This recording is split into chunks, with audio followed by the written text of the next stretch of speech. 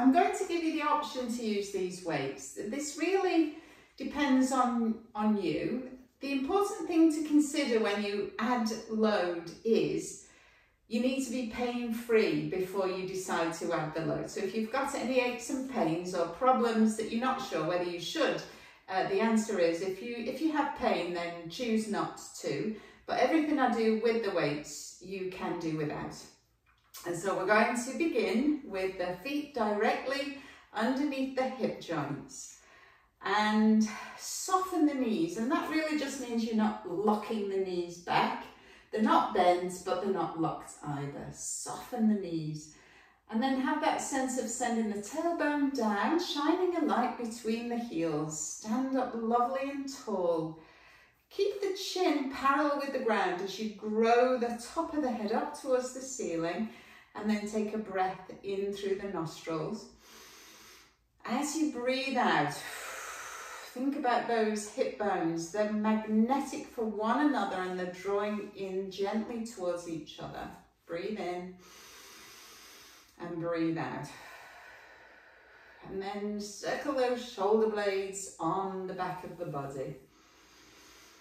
And so we perform all the exercises with part of the mind focused on the alignment of the body, the way in which we move, and then this part of the body which is the deep core muscles. Make sure that those muscles are active as we do these movements. Now the elbows, circle the elbows. So you're drawing those big circles. That's it, very good. And you might notice the snap, crackle, pop of the shoulder blades gliding over the underlying soft tissues, the fascia and the muscles. Rest the arms beside you, and then I'd like you to bend the elbows to 90 degrees. As you rotate the hands outwards, consider the muscles around this bottom angle of the shoulder blades. And so the back of the armpit gently activating, and those muscles around the bottom angle of the shoulder blade active as you rotate the forearms outwards. And the elbows just rest lightly at the side of you. So this time you're going to rotate the forearms and then turn the palms to face behind you. Back to the center. So it's 4 phases of movement. We string them together smoothly, in and return. And so you can inhale and you can exhale. And there's no right or wrong way of doing that. Just remember to breathe and never hold your breath. Very good. So we're going to add that into our squat this time. Sending the seat out behind you, rotate, reach, and then on the way up, back in. So it's a rotate and a reach as you squat, and then the return to center on the way up. So make it smooth and flowing, never beginning, never ending. Now remember, you're holding something under your chin. So whenever you squat, you want to think about the gaze shifting towards the ground as you hinge at the hips, sending the seat out behind you. Try not to poke the chin forwards. And just one more. That's it. Very good. So we're going to come up onto, lovely, come up onto tiptoes next. And we've got these running arms as you lift and lower. And do think of moving predominantly up and down, more than forwards and backwards. So, as I said, with or without the weights. And then a bit faster, lift, lift, lift, lift. And your calf muscles start to talk to you. Lift. 2 more. Good. Last one. Very good. Shake it out. Shake a leg. Perfect. So this time, elbows bent at 90 degrees, and we're going to hover the arms up to shoulder height. So with this, yeah, that's right. You want to keep that sense of the elbows and wrists in a line, and you certainly don't want the wrists higher than the elbows. That's it. So you're growing the top of the head to the ceiling, lifting and lowering, and this time come to the top and then rotate the forearms up, down and down.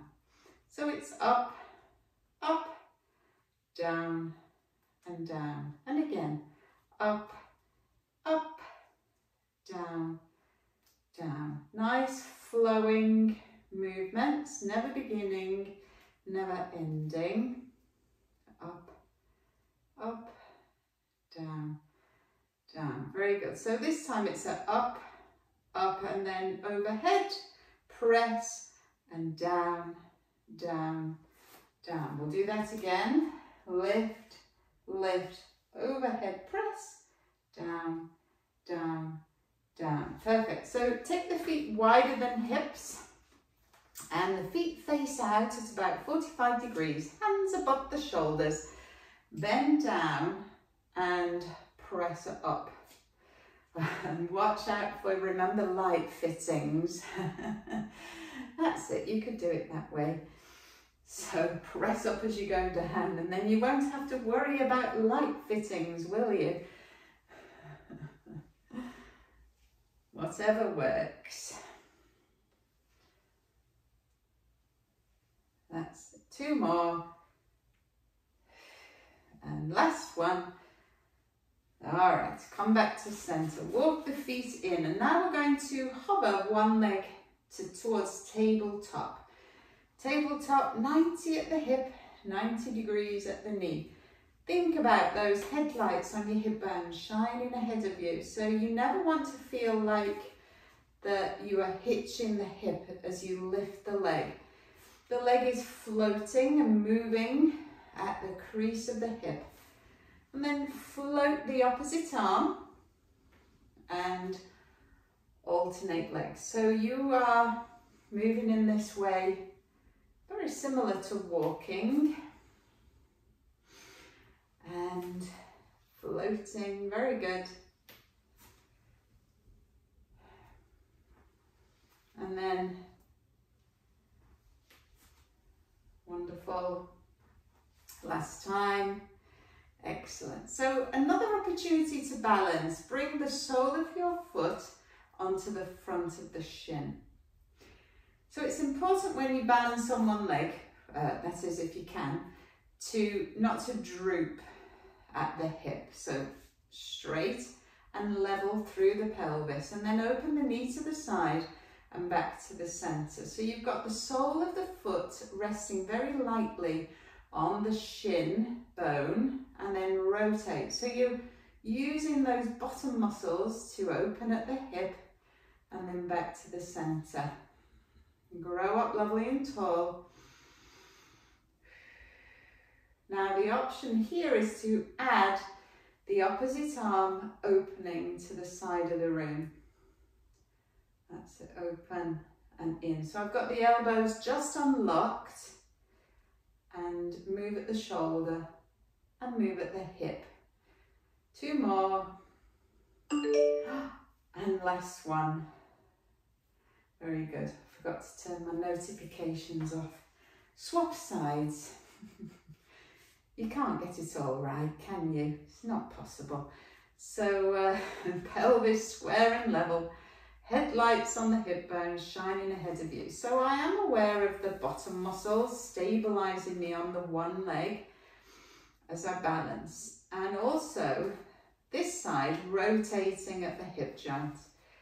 The option for the arms, if you wish it, open and together. That's it, open and together. Open and together. And this all looks very easy, until you start to, or not,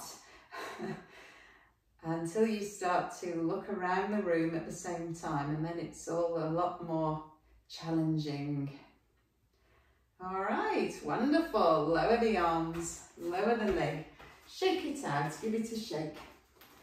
So we're going to do our, this movement is called a deadlift, and this is what we're lifting, these hand weights. So you're going to slide the weights down the front of your thighs, going as far as the kneecaps, give or take, and then come up. Remember, you've got the orange underneath the chin, and you do want to keep those shoulder blades on the back of you and fold at the hip joint, and then come back up only to the kneecaps, and do soften the knees just very slightly. So like I said before, you're not bending the knees, you are just gently softening the knees. Breathe in as you go down, breathe out as you come up, and again, in as you go down, out as you come up. All right, so this time, come into our, very good, come into our gentle hinge squat. So it's like you're perching your bottom on the bar stool, shift the weight from side to side, and come to rest with your weight on your right leg, shifting the weight, tapping the tip of the toe. So you've got the bulk of the weight on your right leg, and you are tapping the left leg out behind and then in again. So we can reach and hover the arms as you do that. You are in that hinge squat position. Reach and return, and reach and return, reach, return, reach and return. Bring the leg, hover it just off the ground and pulse the arms. 8, 7, 6, 5, 4, 3, 2, 1, and lower it down. Transition the weight to the other side, so your left leg tapping the tip of the toe. That's it, with or without the arms, with or without the weights. So you could take the hands round the back of you, tap the tip of the toe, hold on to the orange underneath your chin, breathe out, reach out, and add the arms as and when and if you wish. That's it, wonderful. So tap it out and in, out, and in, out, in. Now hover the knee, and you're going to pulse the arms beside you. And especially with the weights, this makes it a lot more challenging to balance. You could have the tip of the toe lightly on the ground. 4, 3, 2, 1, and lower the foot. Come on up, give it a shake. Perfect. All right, so we're going to come lie on the back of the body next. And let's roll down. First of all, drop the top of the head to the ground. Breathe in at the bottom. And then breathe out, uncurl. Stack the spine from the pelvis, the lumbar spine, the head, the neck, and the shoulder blades. And one last time, nod the chin towards the chest, soften the knees, scoop the abdominal contents, arms fall forwards. We're going to just lose the weights, come out onto the hands and knees, and then set the seat to the side, legs out, very good. And coming to lie on the back of the body, lower yourself down. You can use the elbows to lower slowly.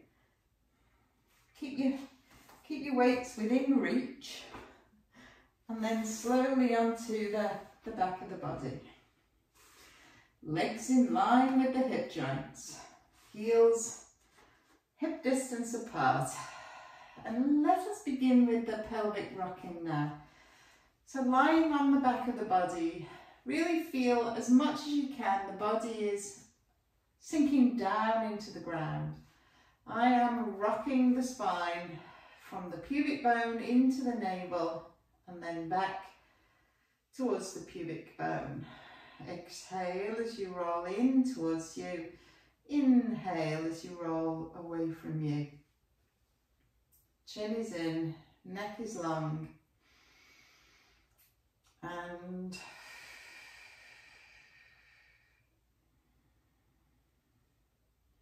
really notice that you're not pushing through the feet. You're not squeezing your bottom muscles. The breath is flowing with each movement. And then do come to rest in the middle place. So you're moving neither forwards or backwards. Take hold of your hand weights and hold the hand weights above the shoulders. So like I say, with or without those weights, we're going to reach one set of fingers closer to the ceiling and then release and allow the shoulder blade to sink down underneath you. And then the other side. So I've got my palms facing each other and reaching up to the ceiling and down. So breathe out, reach out, breathe in, come in. And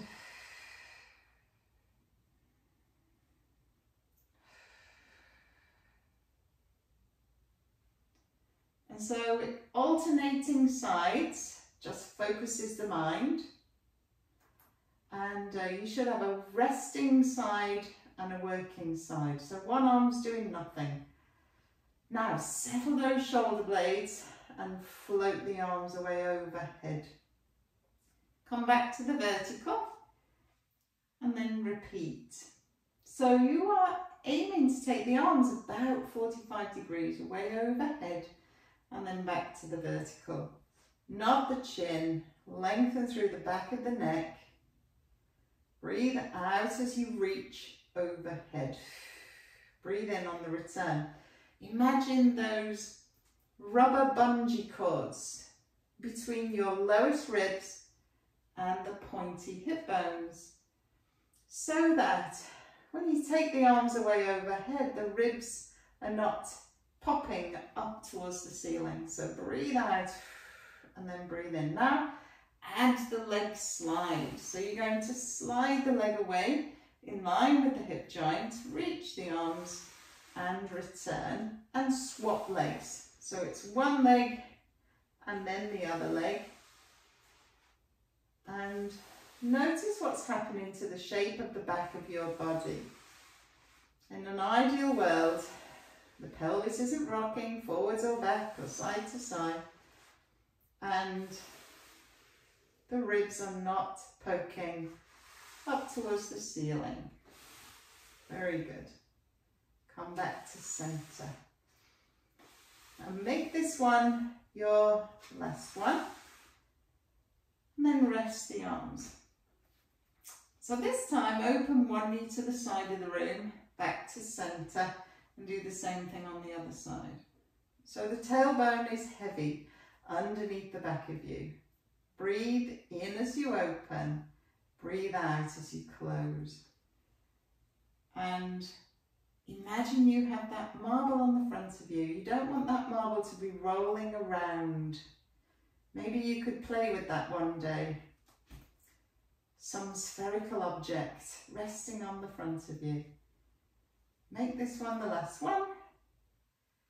And then we're going to add the same arms. So reaching overhead as the knee moves to the side and swap and repeat. On the other side, so that all the while we are maintaining that integrity at the front of the spine. Make this one the last one and then come back to the center. Very good, wonderful, looks really good. Pop those legs together and let's rock both knees from side to side.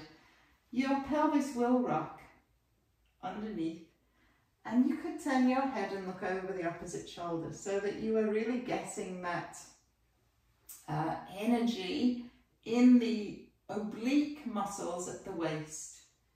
Inhale as you go to the side.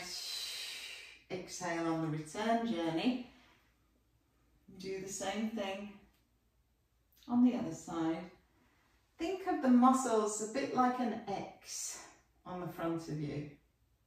So one side of the X lengthens as you go to the side, shortens as you come back to the center, and the same on the other side. Wonderful. So come back, walk the feet at distance apart, and this time we're going to lift and lower the hip joints.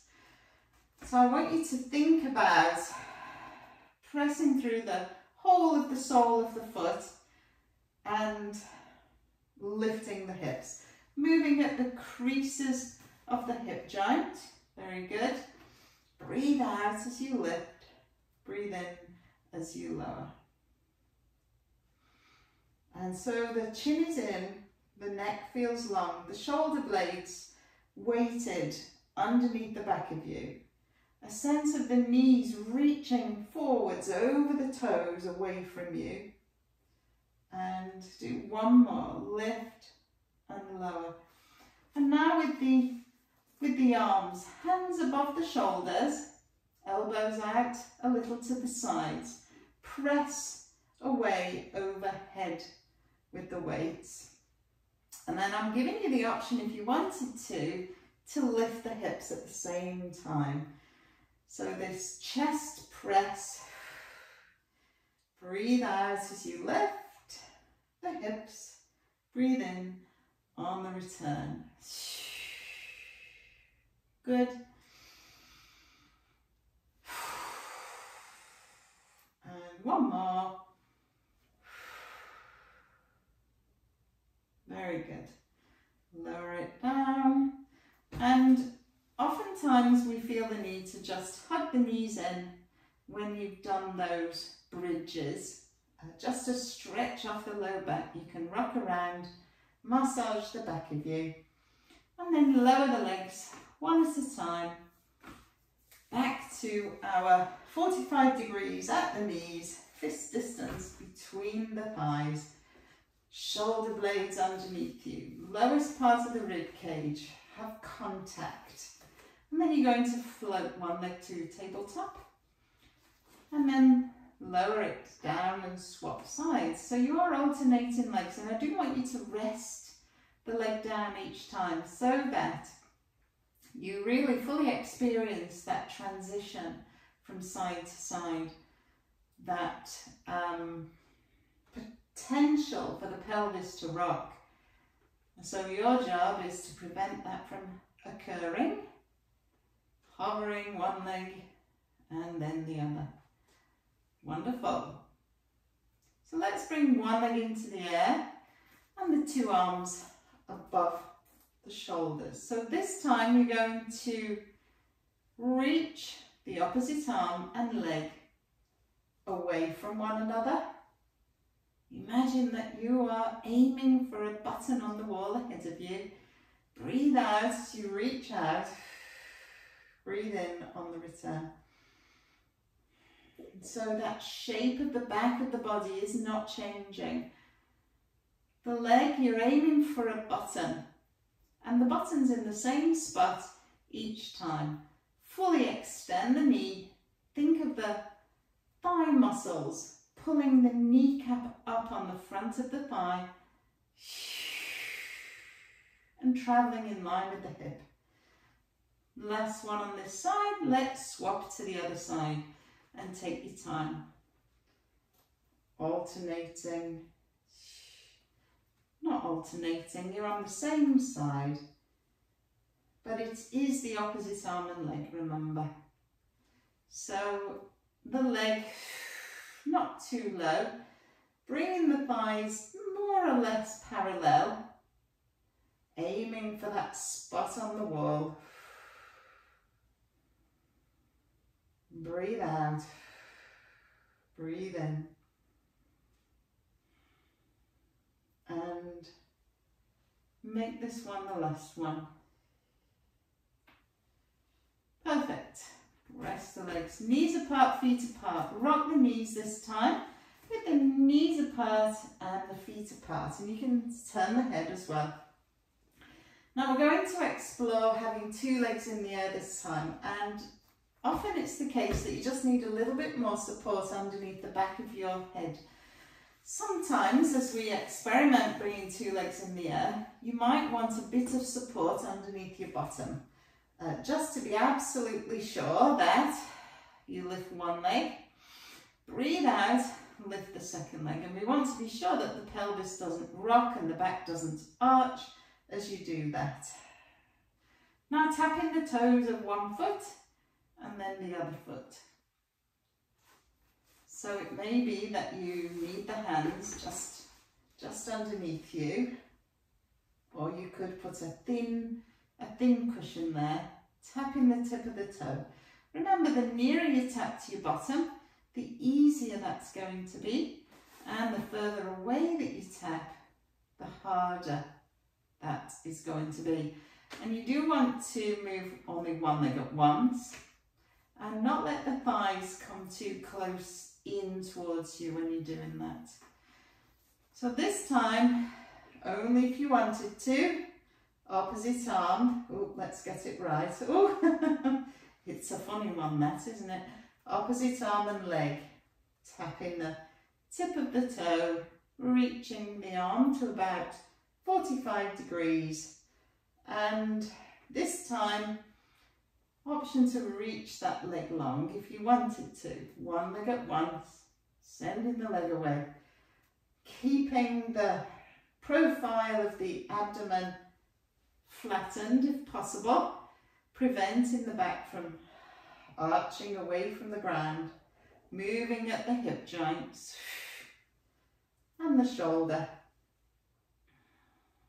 One at once. Very good. And one more on each side. And then lower one leg, lower the second leg. Lose the weights. Take a full body stretch, or you can hug the knees in. Whatever is your preference. So we're coming up next onto all fours. You might want to rock yourself up or find your way however you would like. Come onto all fours and remember to spread those fingers wide. So the fingers spread, knees under hips, and remember to always have that sense of pushing the ground away from you.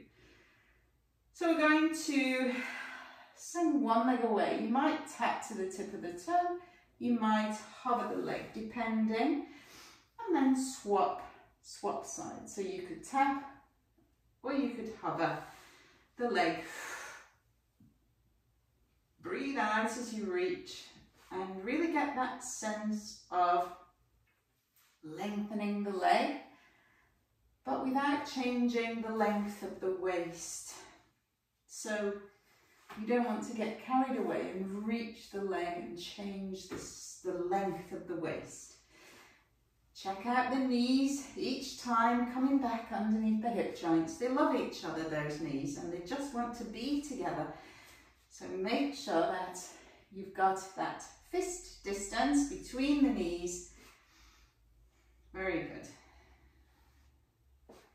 All right, so this time we're going to take the weight in one hand and reach the same arm and leg, and then tap the weight towards the knee and reach apart again. So it might be that you do this without the weight. I'm on the same side, tap to the knee and then reach out. So it's the same one each time. It's the, when I say the same side, it's the opposite arm and leg. Yeah, but I'm doing the same each time. So opposite arm and leg, tap to the knee, and you can just tap with the wrist or the hand. It doesn't have to be the elbow. Together, reach, and one more, touch, and reach. Now, do that same thing and swap the weight to the other hand. Reaching the opposite arm and leg out. Tap the weight to the knee and then reach. In and reach. So like I said before, the opposite arm and leg, tap the weight or the wrist to the knee and keep the back of you nice and still. So sometimes it's tempting to sort of round yourself up to do that, but actually you should be able to reach the knee with the wrist or the fingers without moving the back of you. Come to rest and just give your wrists a bit of a rest. Those wrists don't always like being loaded for too long, do they? No, they don't. Okay, so being back on all fours. This time, taking the arm out behind alongside. So I've got my little finger leading towards the ceiling. Bend and extend. Slowly bend and extend. Bend and extend. That's it. So the elbow is high and you're keeping the elbow high and just fully extending the arm. Make sure the point of the shoulder isn't falling forwards. And last time, good. Swap sides, same thing on the other side. So you are fully extending the arm and the supporting arm, you can think of that being just very slightly unlocked. That supporting arm just very slightly unlocked. Extend and bend. Extend and bend. Okay, so one more on this side and then you're going to swap again, and this time send the leg away and extend and bend. So this is a real brain teaser, isn't it? I'm extending the arm as I bend the knee and extending the leg as I bend the elbow. You know, if you find yourself doing the opposite, that doesn't really matter. It's more important that the knee is hovering still in space and that the elbow also still in space. Swap sides, you'll see what my arm's getting up to now. Hovering the leg away, arm beside you, bend, extend, bend, extend, and you could bend, extend. I think that's what I was doing before. So you can see that this is a bit like rubbing your tummy and patting the top of your head, but those cognitive challenges or movement processing challenges are really good for our grey matter. 2 and 1. And you feel a sense of achievement when you master that, don't you? I think you do. Let's come to lie on the front of the body next. So make a diamond shape and put your forehead in it, lying flat on the front of you. Legs in line with the hip joints. And when I come to lie on the front, I do like to lift one leg and then the other leg and really settle the pelvis down into the ground. Forehead in the diamond. So we can imagine that marble on the back of us now, rolling from the waist towards the tailbone, back towards the waist. And imagine that the marble is coming to rest just a little closer to the tailbone than the waist. And then hovering the forehead away from the hands, keeping length through the back of the neck. You never want to feel like you are getting wrinkles in the back of your neck, yeah, because we don't want wrinkles anywhere, even the back of the neck.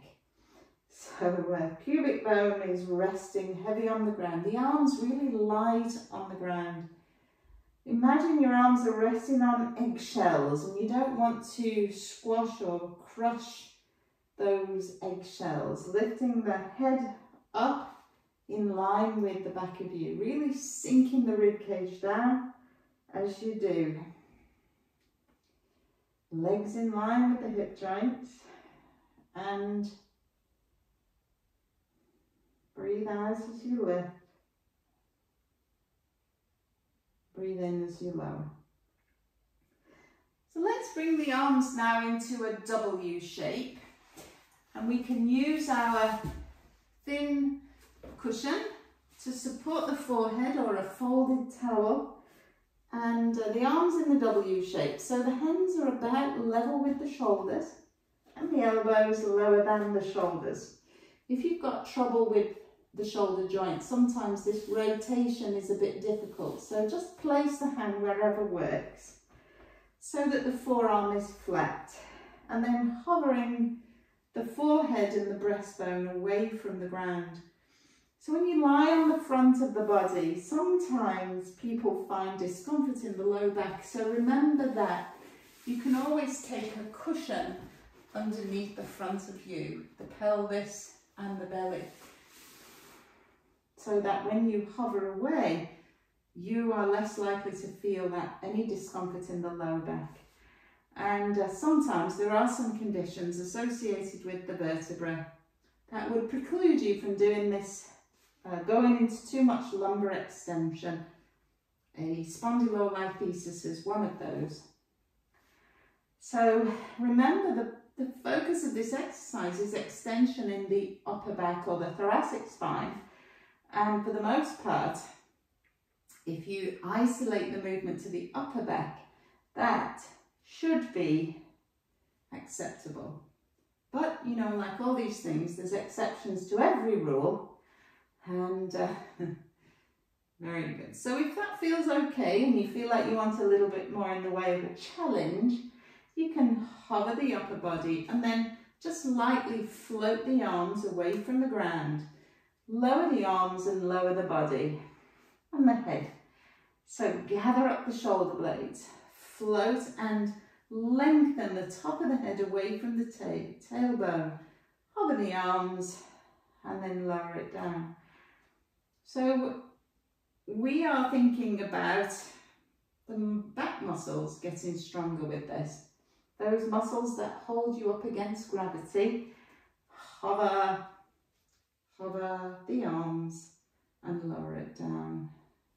Wonderful. So bend the knees 90 degrees and just allow the hips to rock as the legs roll from side to side. Hips are rocking. Very good.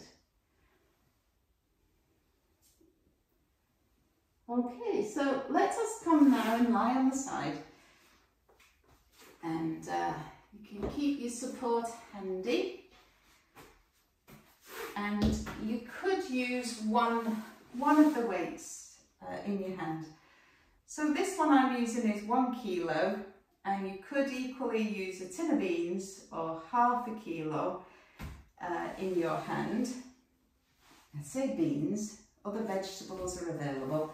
Arm up, underneath the head, high on the hip, space in the waist.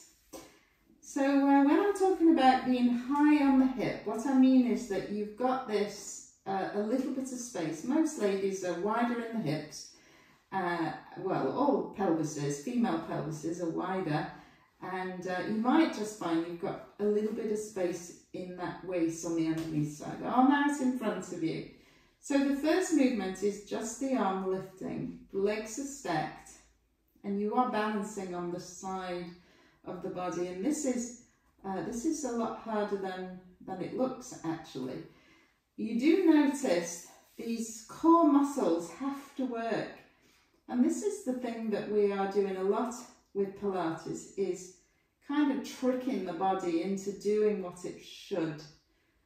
So particularly when you do unilateral or one arm or one leg type work, you are creating asymmetrical forces, and the body, and particularly the core, have to respond to that to stop you from falling over usually. So reach, and this time come to shoulder height and then take the arm up overhead. So the arm overhead is, remember that pain is something you want to avoid. For lots of people, reaching overhead is something that can generate pain in the shoulders. So just work in that range that doesn't hurt, and come back to the center. So rest the arm this time, and you're going to lift and lower the leg. So breathe out as you lift, breathe in as you lower. And we've got some energy in the low belly muscles.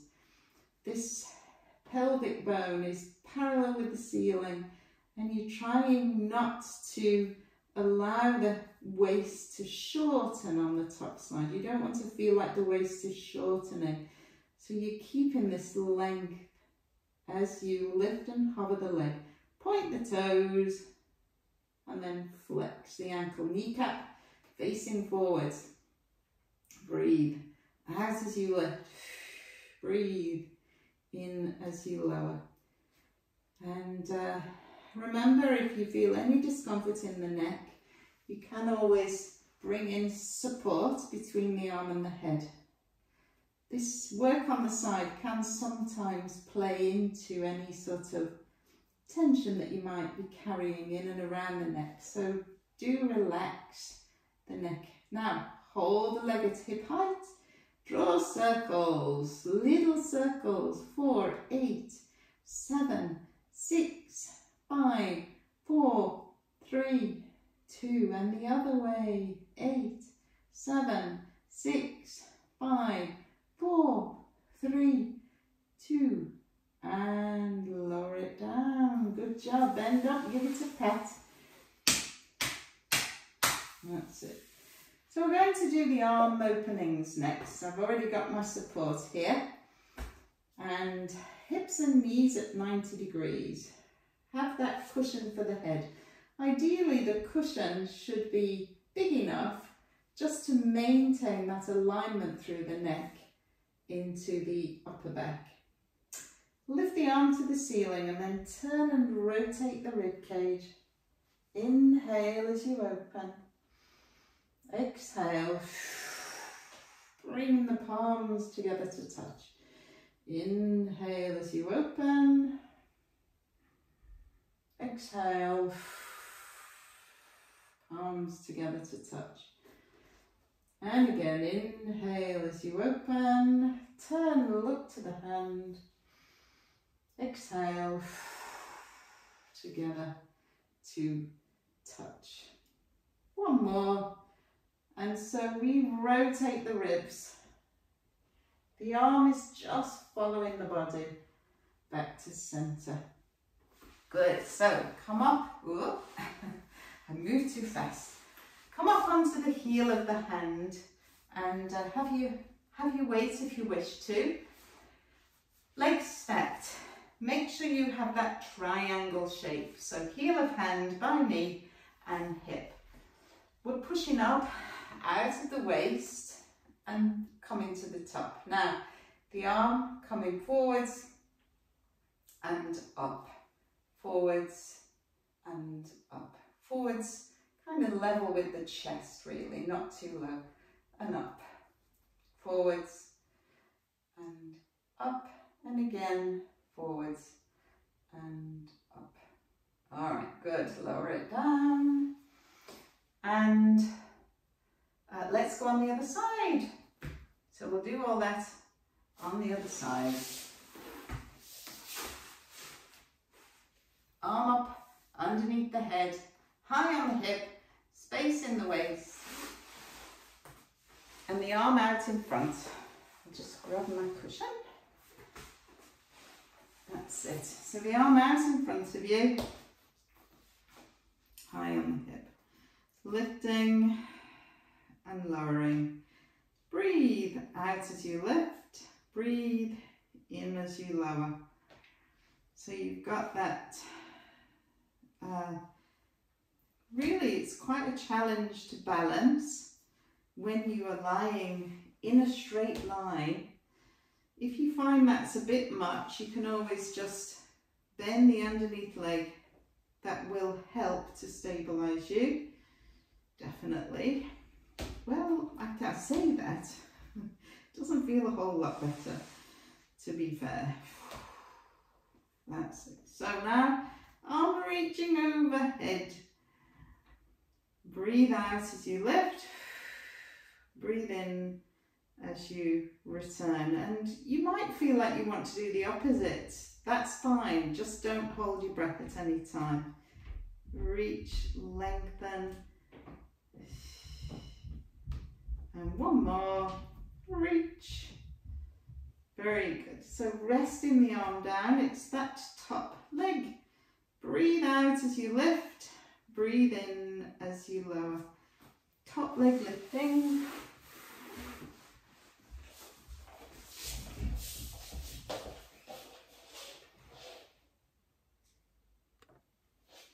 Wonderful.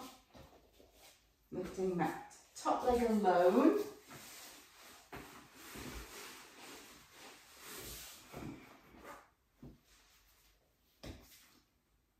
And come to the top, hold, draw the circles. 8, 7, 6, 5, 4, 3, 2, the other way.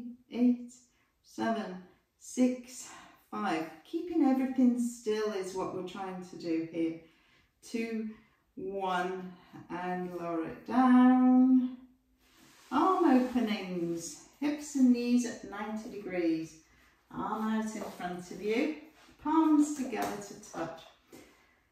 Think of a wall at the back of you, and the hips and the shoulders and the back of the head are in contact with the wall. Lift the arm to the ceiling and then turn the rib cage. Inhale as you rotate the ribs. Exhale on the return. Inhale, open the rib cage. Exhale on the return. And again, inhale, open the ribs. Exhale. Just make this the last one. Turn the ribs. Keep that winning lottery ticket between your knees and back to the centre. So it's up onto the heel of the hand. Knees stacked. Heel of the hand in line with the two knees. You've got a triangle. If you look down, hip, heel of hand, knee. I've got the weight if you wanted it. Push out to the ground. Breathe in. Breathe out as you lift. Hold it there. And then it's forwards and up with the arm. So you have this kneeling side plank type position, and then the movement at the shoulder. Again, challenging the stabilizing muscles. And last time, good, and lower it down. Wonderful. So let's come to lie on the back and lower your body down. Reach and lengthen. So I'm going to stretch off the hamstrings. If you've got a rubber band handy to sling around the sole of your foot, feel free. The rubber bands can be really helpful, or a yoga strap, or a belt, or a good old dressing gown cord. I think that's going to be on the endangered list soon, isn't it? The dressing gown cord. What with jumpsuits and everything else. That's it. So use the band, gather up the tension, breathe in and out, sinking the back of the body into the ground, and So notice when you do the hamstring stretches, and you can circle the ankle if you wish it, that the tailbone stays lovely and still on the ground. And then place that foot onto the opposite knee. Option to reach between the legs and hug it into that eye of the needle stretch. I'm drawing the top foot towards the shin, the top of the foot towards the shin on this top leg, and that can just help to protect the knee. Hugging in, wonderful. Lower the legs and we'll swap sides, sending our hamstring stretch first. You can circle the ankle, breathe in and out.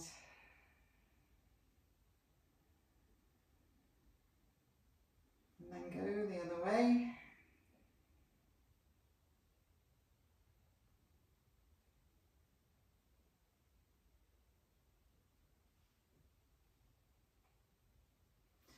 Pop the foot onto the opposite knee for the eye of the needle stretch. Top of the foot towards the shin. Hug underneath. If you're real stretchy and you feel okay, you can hug it over the top of your knee, but that's giving me cramp actually, now I happen to mention it. That's it, yeah. It's a step too far for my hip. Breathe in and out. Perfect. So lower the legs, glue the legs together, arms to the side, rock those knees from side to side, allowing the movement at the waist. Turn the head, look over the opposite shoulder just to ease off the neck as well. And then when you're ready, make your way up to stand. Come on up.